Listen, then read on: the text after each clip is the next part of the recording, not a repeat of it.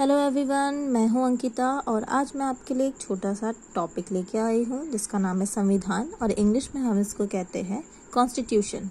ये टॉपिक उन लोगों के लिए है जो अपने प्रिपरेशन के शुरुआती दौर पे हैं और दूसरा उन लोगों के लिए जो स्कूल में हैं और जिनका सिलेबस में मतलब संविधान जुड़ा हुआ है। ठीक है, तो अच्छा, जिनको नहीं आइडिया है, जिनको आइडिया है, दोनों अलग रखते हैं इनको, मतलब जिनको आइडिया है उनको तो समझ में आता ही होगा और जिनको नहीं है वो ज़रूर ध्यान दें।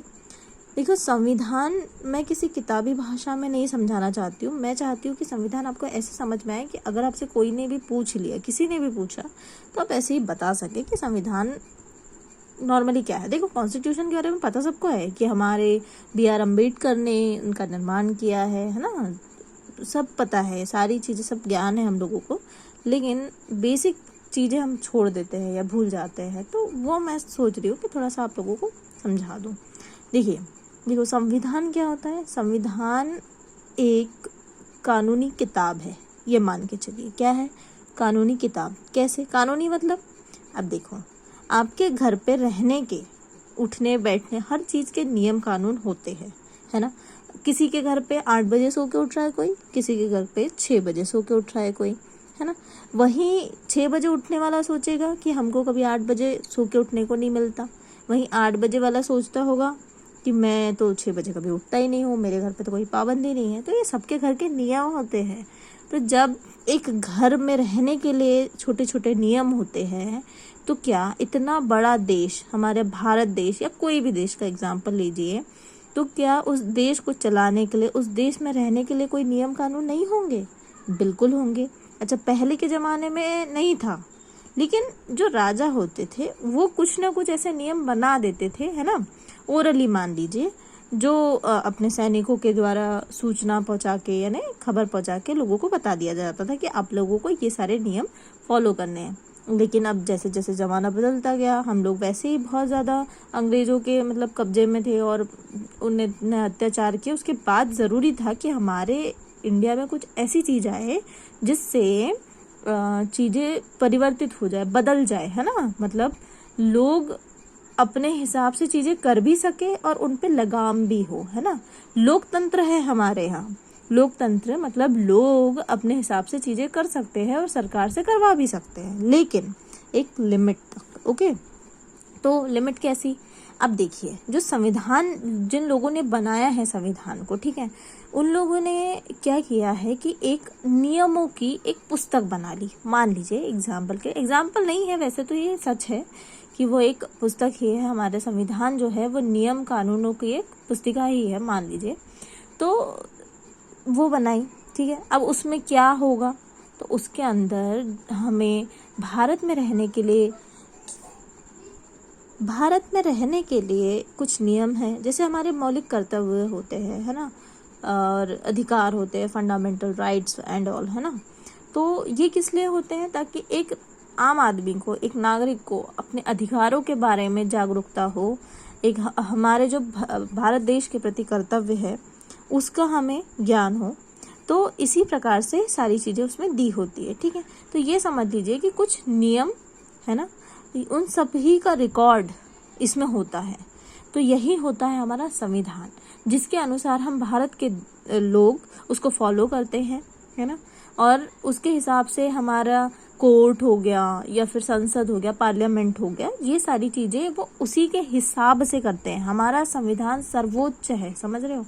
मतलब कोई उसके सामने कुछ नहीं है, संविधान सबसे बड़ा है, ठीक है। और ये संविधान निर्माण जिन लोगों ने किया है, उन लोगों ने बहुत सोच समझ के सारी चीज़ें की है, लोगों के हित में भी की है ना।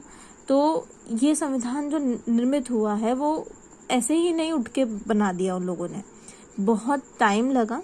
जैसे कि आप देख रहे होंगे यहाँ पे कितना टाइम लग गया, 2 साल 11 महीने और 18 दिन लग गए इसको बनने में, ठीक है। और सबसे बड़ा लिखित संविधान है हमारे भारत का, यानी कॉन्स्टिट्यूशन, है ना। ये बन तो पहले ही गया था, 26 नवंबर को बन चुका था 1949 में, बट अप्लाई ये हुआ था 26 जनवरी 1950, जिसको हम गणतंत्र दिवस के रूप में, रिपब्लिक डे के रूप में मनाते हैं, ठीक है। तो इसके लिए एक कमेटी बनी थी, मतलब संविधान सभा का निर्माण हुआ था, जिसमें जवाहरलाल नेहरू, है ना, सरदार वल्लभ भाई पटेल, BR अम्बेडकर, ये सभी बड़े बड़े दिग्गज लोग थे। मुख्य रूप से जो थे मतलब BR अम्बेडकर जो है, इनके महत्वपूर्ण भूमिका थी इसमें। इन्होंने ही अपनी एक छोटी सी समिति थी जिनमें 7 लोग थे। इन लोगों ने मिलकर बहुत ही सोच समझ के संविधान का निर्माण किया है ना। तो संविधान के बारे में आपको आइडिया लग चुका होगा। छोटा सा मैं एक किताबी भाषा के रूप में आपको इसकी परिभाषा समझा देती हूँ कि किसी भी देश का मौलिक कानून जो होता है वो संविधान होता है, और इसका काम क्या होता है कि सरकार के विभिन्न अंगों की रूपरेखा और मुख्य कार्य का निर्धारण करे। ठीक है, तो इस सरकार जो भी काम करती है, हम भारत के नागरिक जो भी काम करते हैं वो संविधान के अंतर्गत ही करते हैं, क्योंकि उसमें जो नियम कानून लिखे होते हैं उसके अकॉर्डिंग हम करते हैं। और अगर उसके अकॉर्डिंग नहीं किया तो क्या होगा, तो हमें सजा मिलेगी। अब वो सजा भी किसके तहत मिलेगी, जो संविधान में लिखा हुआ है कि किस इंसान को किस चीज के लिए कैसे सजा मिलनी चाहिए, वो भी संविधान से ही पता चलेगा, है ना। तो समझ रहे हो कि संविधान कितना इम्पोर्टेंट है। तो बस यही थी, ये नॉर्मल लैंग्वेज, ये समझ लीजिए कि मैं सिर्फ समझा रही हूँ, बस समझा रही हूँ कि संविधान क्या होता है, क्योंकि कई लोगों को जो बहुत मतलब शुरुआती स्टेज में होते हैं नहीं आता समझ, और स्पेशली पता है जो ग्रामीण क्षेत्र में होते हैं और जो पढ़ाई पे ध्यान नहीं देते। एक्चुअली क्या होता है ना, ग्रामीण क्षेत्र में ऐसा बोलते हैं कि वहाँ पे पढ़ाई होती नहीं है, लेकिन ऐसा नहीं है, सब जगह पढ़ाई होती है, बस पढ़ने वाले पढ़ते नहीं हैं।